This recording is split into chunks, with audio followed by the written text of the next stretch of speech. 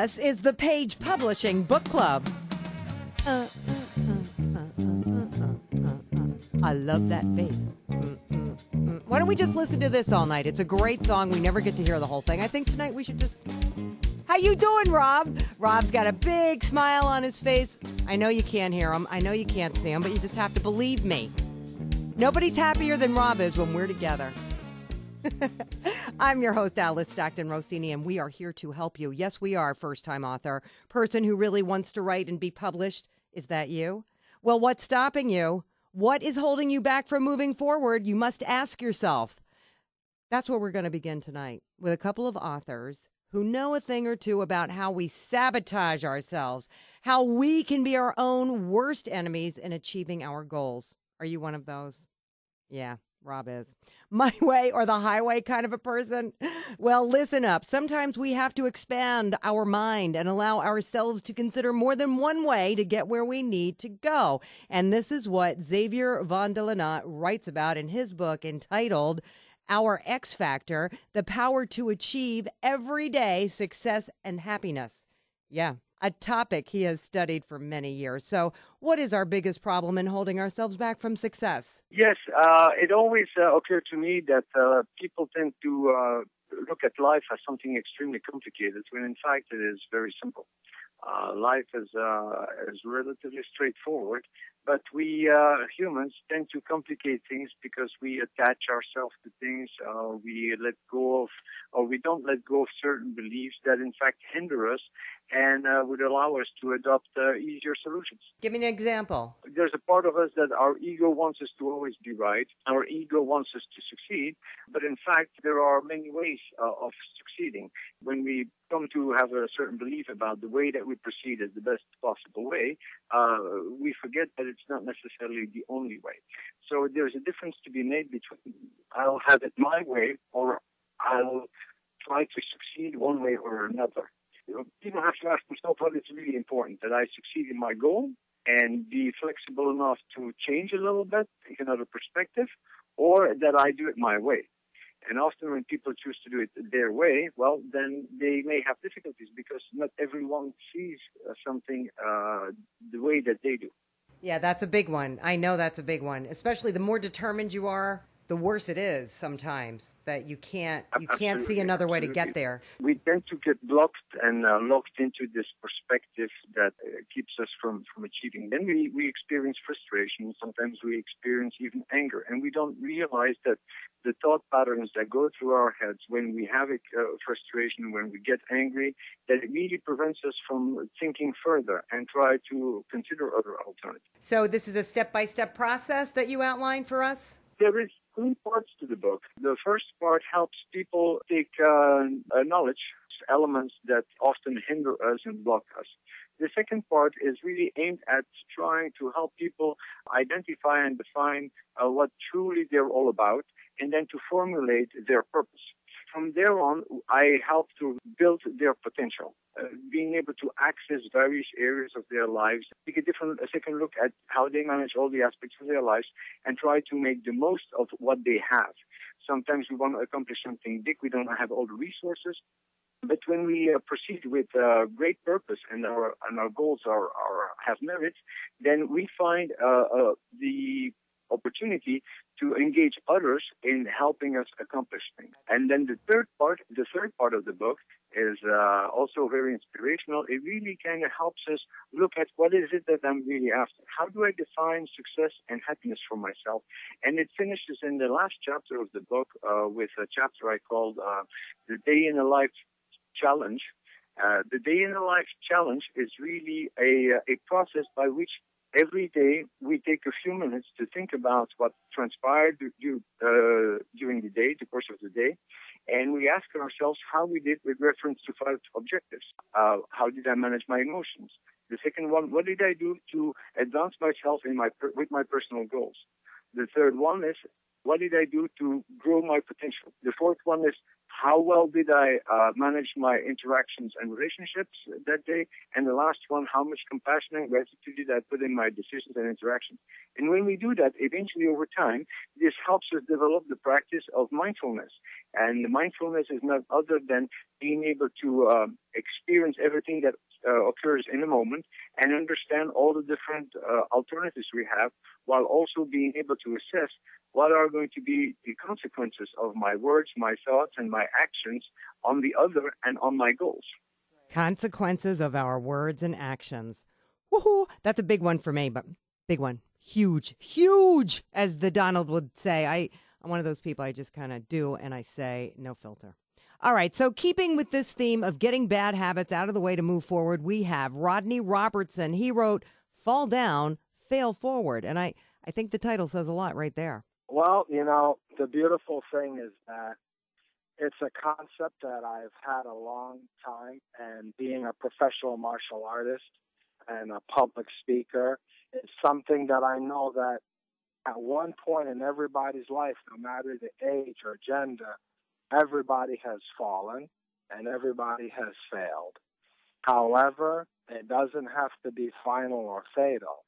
And the concept behind the book is we all fall and fail towards, or we should fall and fail towards the things we want. And it's written around the many examples, personal, and many examples in the celebrity life where just about everybody has to learn that not getting something at the moment doesn't mean it doesn't come at all. And, one of the true wrappings around the story is the concept of football. And that is, these players are headed towards a touchdown. However, many times they get tackled, they fall. But if they keep going, eventually they get tackled or they fall when it's a touchdown. And that's how we have to see life.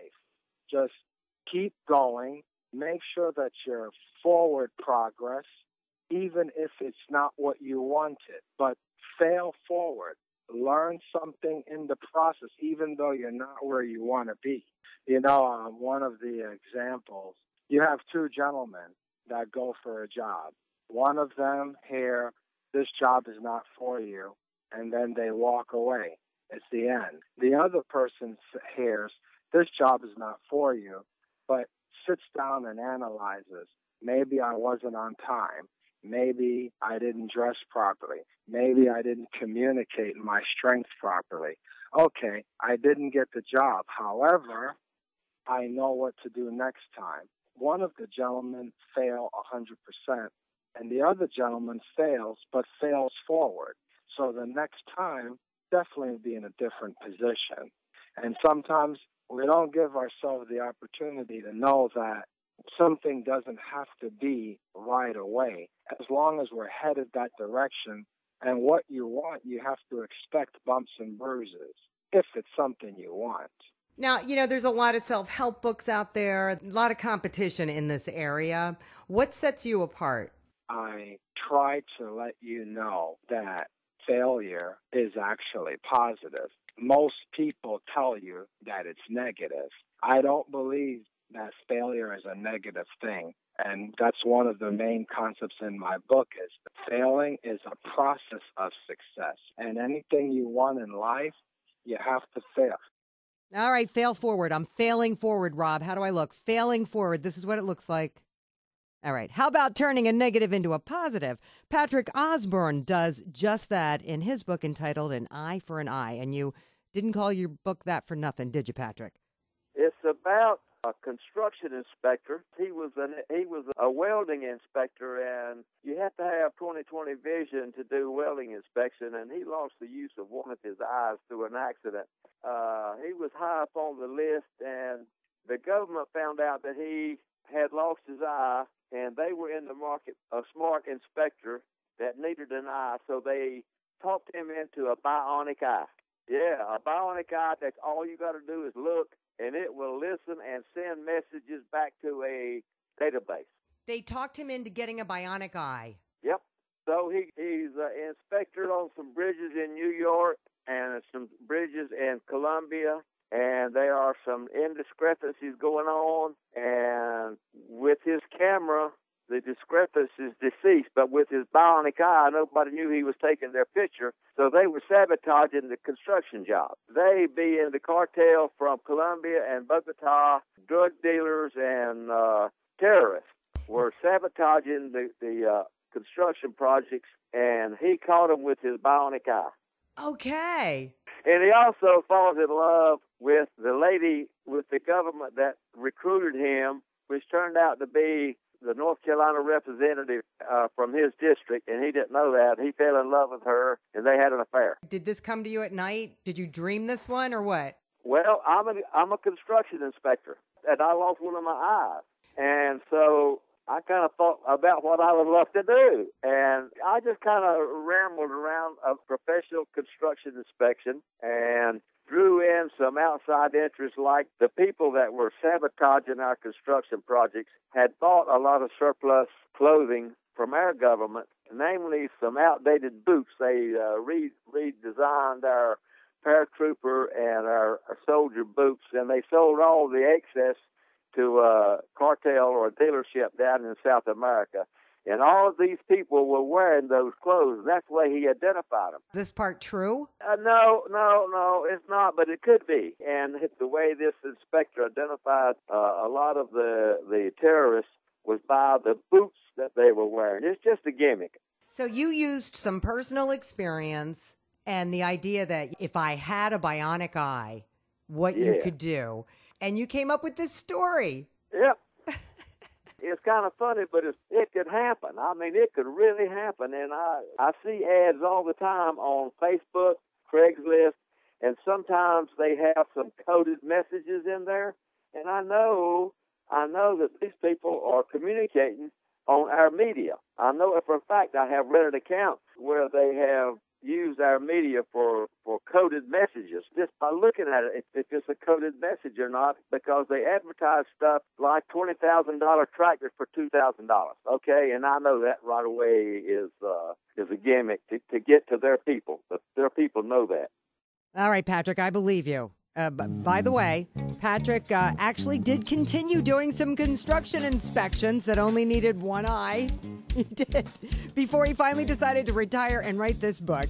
All right, with that, we are going to take a quick break. I mean, really quick break, so you can absorb what we've learned so far this evening. But we're coming right back after these words. Have you written a book and want to get it published? Then now's the time to call Page Publishing at 800-204-6099 and do it immediately. You see, they're looking for authors of all types of books. And unlike most publishers, Page Publishing will take the time to review most of the books submitted to them. And they'll even give you their feedback. And if they like what they read, Page Publishing will get your book into bookstores and for sale online at Amazon, the Apple iTunes Store, and other outlets. They'll handle everything. Copyright protection, printing, cover art, publicity, and editing. So if you've written a novel, a children's book, a cookbook, inspirational work, a book of poetry, or biography, and want to get it published, then you need to call Page Publishing and do it immediately. Call 800-204-6099 now for your free author submission kit. Your road to fame and fortune could very well start with this simple phone call. For your free author submission kit, call Page Publishing at 800-204-6099. Thanks for coming back to the Page Publishing Book Club. We are so glad you did, aren't we, Rob? Makes us very happy to see you. I'm your host, Alice Stockton Rossini. Our next author, Rhonda Booth, wrote Popcorn Millie Meets Rose Tilley. And as you will hear, this book turned out to be one mom's way to help her 8-year-old deal with the loss of a loved one. It's about a little girl that has lost her grandfather, and she's very sad, and she's trying to get through it. And she's in the park one day, and she meets an unexpected friend, and it's a little puppy, and that is Rose Tilley. And they take the puppy home, and they put up signs to see if it's lost. And then an unexpected visitor comes, and she's the glowing woman in the book, and she kind of represents an angel, because we know when Jesus walked the earth, he had people just drawn to him because his love just made him glow. And she was going to take the puppy, but she leaves the puppy with the little girl. So I think my book represents, God's blessings for us when we're going through hard times.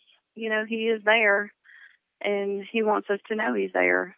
Is this a true story? Is inspired by my younger daughter. My daughters did lose their papa, and she struggled through it. And so I just thought of the idea with her one day, let's write a story together. So we made up the names, and I checked with her on a few things, and it got her mind off of it, but, it's still with her, and it really helped her. She's done a lot better since. What a great thing to do with your little girl, right? Yes, I was just thankful it worked. How old is she? She is 9 now. This was a year ago, so she was 7.5. She's almost 8. Have you taken it to read to her friends? We got it published and out by the time school was out. So she has gone with me to book signings and libraries. We have gone to libraries, and she and I both read it, and so it's been a real encouraging thing for her. How did you set that up? We started trying to get it out, let people know it's there. We called libraries. We've talked to newspapers, done newspaper articles on it and interviews. And we went to the Greenwood Library in Greenwood, Mississippi, and the news station came. That was unexpected. We did not know they were coming. I've just been trying to think of ways, to get it out there. And I have it, there's some books that I can leave at certain businesses. They will allow me to do that, like the gift shops and things like that. And my daughter has gone with me to do that, and a couple of them have let us do book signings there. And so it's been real encouraging for her, and she can, see how other kids react to the book. And in our church, the children in our church love it, and it's made her feel real good about things too. Boy, I hope you were taking notes, my Page Publishing Book Club fans. That is the way to get your book some attention. Rhonda says her daughter is helping her work on some new characters for a follow-up to Popcorn Millie Meets Rose Tilly. So it just sounds like a great experience for both of them all around. People who just, it just seems like they have everything. Well, our next author, Michael Williams, delves into a family to expose how looks can be so deceiving. Hey, Michael. Prospects of Fame is about a young lady who's graduated from high school, going off to college. She comes from a prominent family. She's always had things handed to her, never wanted for much. So she comes from this perfect little bubble. Upon going to college, she runs into a friend who she hasn't seen in a number of years. He was excommunicated out of her life by her father, and he took that personally. So in him running back into the main character, Fame Watkins, he kind of lets a few skeletons out of the closet, and it ravels her world. And everything she held dear and near was coming crumbling down. It was finding out it was, somewhat of a facade. So that's generally what it's about, and how she deals with it, and how she tries to move forward, but rebuild her world. The name of the character is Fame? That's the main character, Fame Watkins. Do you have any personal relationship to this story? Kind of, sort of, not really. And it's weird. The main character was based off of a childhood friend, but it's fabricated times a million, So that's why I can say kind of, sort of, but not really. What do you hope readers get out of this book? To be honest, it's the tip of the iceberg. It's technically an introduction to the Watkins family. When I started this project, it initially was a short story, and my wife, who's an advocate reader, she said, you're onto something. You should take it a little further. So upon me taking it further, I came up with the 15 chapters, which is the current book, Prospects of Fame. But the characters are so much deeper. I've already made plans of this in a sequel, which is already in the works. So I'm hoping they get a brief introduction, but it intrigues them enough to want to know who the Watkins family is, with the introduction of Fame Watkins. Why do I want to know who the Watkins family is? Who are they? The Watkins family put together somewhat of a criminal mind empire legally. They intrigue you, make you question things that are right in front of your eyes. They always win. So, they're hated by so many, but they're loved at the same time. So the story is very unique, and I think readers will really want to know who the Watkins family is. We start with fame, and we'll move on from there. Yes, ma'am. All right, Michael, we're looking forward to more dirt on the Watkins family, because we know everybody's got dirt, right? Except for Rob. He has no dirt whatsoever. Next up, Douglas Hassan. And we caught up with him out in the middle of a lake in British Columbia. He was doing a little water skiing and a little writing about bioterrorism. Kind of two books in one. What's the deal, Doug? It's about a group of scientists that are heading back into the Congo to try and find the source of a virulent strain of Ebola. And then the source is a previously unknown ape that lives high in the mountains in the eastern Congo. And the second part of the story is really more of a spy thriller that is a chase for a terrorist. And then the two stories kind of come together in the end. Part of the subplot, too, is really about the human condition and why people are the way they are in different parts of the world. And I just hope that it's a fun read for people and they really enjoy the story. I'm interested in telling interesting stories that are entertaining. There's a lot of interesting characters, both male and female characters, and I think it would be a fun read for both men and women. I've done a lot of technical writing. My background is medicine and science, so I've done a lot of technical writing. And I do like to tell stories, and I thought I would try and combine the two in a novel. You think you did okay? Well, I'm really, I think it was a lot of fun doing it, and I'm really happy with how the story came back. And, I've tried to get some feedback out there, and I'm really, the feedback has been, really positive. All right, Doug. The name of the book is The Reservoir, and I guess we'll find out soon enough. You know how some people will do anything, and I mean anything, to get out of a financial mess? Well, that's just what Bonita Bui's book is all about. It's entitled How I Got Over. Welcome, Bonita. So tell me what the family did. Tell me what happened here. Mother, Mary, come up with a scheme to embezzle money from her workplace to pay off some hospital bills, and she doesn't realize that bad spirit travels to her daughter and her daughter Shirley, and she's a rebellious teenager who's stealing out of the stores and stuff, and so Mary, she also has to help her daughter get out of a situation too, because I went through a situation similar. I went through depression, and I just wanted to let the readers know that God does, He does forgive. Were you involved in anything like this? Yeah, it's based on the experience that happened in my life. Mm-hmm. So it's based on a true story? Yes. Mm-hmm. Did it feel good to get it out there? It did. I was ashamed, because of what I did, and I was afraid, I didn't want my family and friends and church members to find out about it, but, it wasn't nobody but God that He wanted me to get it out, and so that's what I did. I did what He told me to do. Well, I got to give you a lot of credit, Bonita, because it's not easy to share a story like this. It's not easy to share a story like this with your family, let alone in a book with people that you don't even know how they're going to take this in. So I give you a lot of credit for admitting to what you did and then writing about it.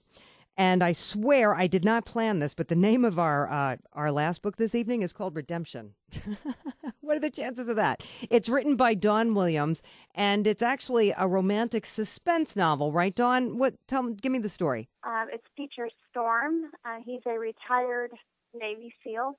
His life is slipping away from him because he's kind of holding some deep, dark secrets. And that kind of changes, though, until he gets a call from his best friend, Kyle, asking him to protect his sister. She is a brilliant trauma surgeon who, sadly enough, comes across a case in which she can't save the dying bride on her table, and the fiancé of the dead bride threatens her life. So the bride of this guy that died on the operating table basically threatens her? Yes, he comes after her and tries to kill her. What inspired this story?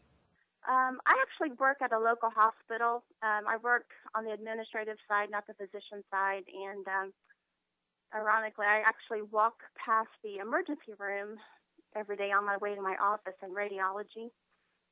And I don't know, just kind of like some ideas started formulating. I thought about the situations that the healthcare professionals probably deal with on a daily basis, which is probably a multitude of situations. And then I started beginning to kind of think of the most extreme, a death following possibly a trauma situation, a car accident involving a drunk driver, and maybe the victim being a young lady.